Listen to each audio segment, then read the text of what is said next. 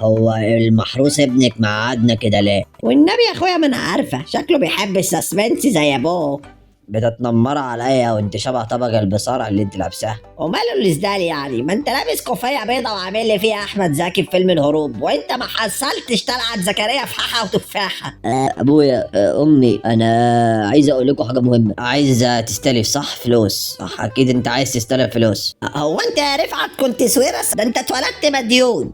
بدأنا تاني. سيب الواد يتكلم يا فريال، يمكن لا سفرية. لو مستعجل خد امك معاك. صراحة انا قابلت بنت لطيفة وعجباني وكنت عايز يا لهوي دي وش جوازه انا حاسه.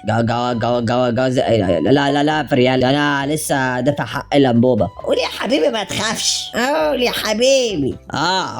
قول يا روحي، قول يا زفت.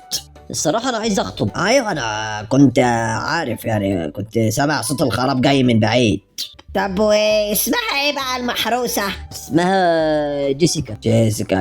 يعني ده اسم جوافة مستوردة. جيسيكا ايه يا ابني؟ دي منين دي؟ لا دي من أمريكا. لا تاني كده أصل وداني صفرت. أمريكا مين يا ابني؟ ده أنا مش عارف أضيف أمك على بطاقة التومين. هتطلع لها فيزا؟ وانت اتعرفت عليها فين؟ ولا ده مقلب من بتوع التيك توك وافتح اللينك تكسب $700 في الساعه؟ أمي دي بنت بجد وبتحبني ودايما في عيوني. بتحبك يا سلام. هو الدولار وقع تاني؟ الحب يا حاج مالوش جنسية، ده عالمي. عالمي يا زغلول. ده انت اخر علاقة عليك في مدرسة الصنايع. البت سابتك لما عرفت انك ما بتعرفش تصلح منفاخ. اسمع يا ابني، انت لو بتحبها ماشي، بس لازم نعرف عنها عيلتها وبتشتغل ايه وايه ظروفها وايه جدول التطعيمات بتاعهم. وعندهم بقر. الامريكان دايما عندهم بقر كتير.